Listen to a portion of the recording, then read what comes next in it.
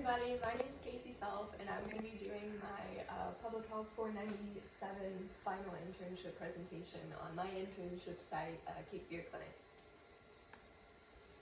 So a quick agency description on Cape Fear Clinic. Their mission statement is to provide compassionate and affordable patient-centered healthcare to low-income individuals and families in the Cape Fear region, regardless of their ability to pay.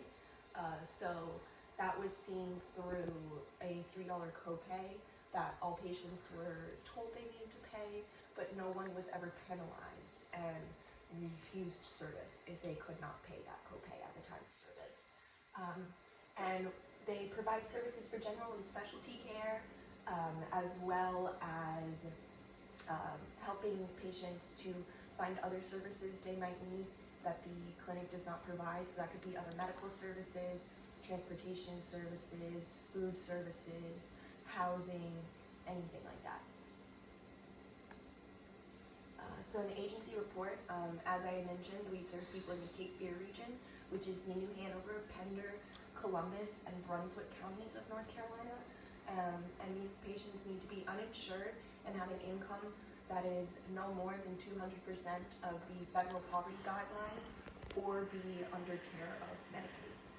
And we are a 501c3 nonprofit clinic, which means that most of the money that the clinic gets comes from funding, grants, and donations. And as I mentioned earlier, there are paid providers and volunteer providers. So the paid providers, there are 2 nurse practitioners, 1 nurse, and 1 general doctor.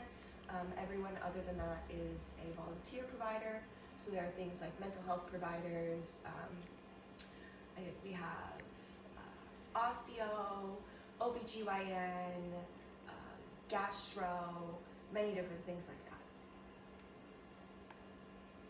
So now getting a little bit more into my internship responsibilities and what I was working on while I was at the clinic. My number 1 responsibility, I would say, would be triaging patients. That's where I spent most of my time at the clinic, was in the triage room.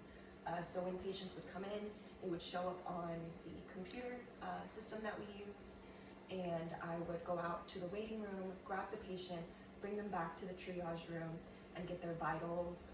So I would get their temperature, their blood pressure, their heart rate, their weight, their height, and their oxygen levels. And I would also get to talk to them a little bit about, what brought them in today, if it was a sick visit, if they have a history of nicotine dependency. I was able to do 3 to 5 minute quick nicotine cessations with them. And I was also able to go over social history questionnaires with them, which is something that the clinic uses to get to know their patients more and get to know their needs a little bit more. On top of that, I also shadowed providers that would come in. So I would go and sit in with them and basically just watch how a general visit goes. And then after, I would go in with Michael Murray, the nurse at the clinic, and also my site supervisor, with whoever we were shadowing, and kind of debrief on how that was going. And during this process, I was also learning the basics of scribing for doctors before the whole COVID-19 situation happened. And that's basically just when you go in and you write down in the chart what the physician is saying for the patient. And I also observed lab work being done, and I would input data for lab work. That was my main internship project, was to watch lipid and HbA1c blood tests be taken, observe that, and then take the data and put it into a chart. So addressing the public health domains at Cape Fear Clinic, the 2 that really stuck out to me when thinking about this were role and importance of data in public health. And that was mainly because of my project that I spent time on there, was collecting the data and making sure that it was put in accurately and it was put in to the correct patient, and if it was at an alarming rate, then it was brought up to the nurse or their provider and things like that.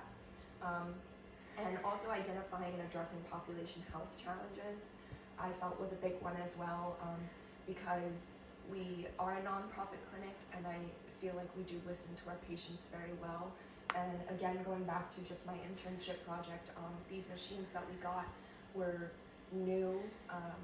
I believe my second week there is when I got trained to use them, and that was something that we got because we noticed that vast majority of our patients needed this and were going to the outpatient clinic all the time for it, when it was something that we could easily provide for them here and possibly help them get on track to make their life a little healthier. And lastly, my learning and experience at Cape Fear Clinic. My most important learning, I would say, is vital is in the accuracy of them.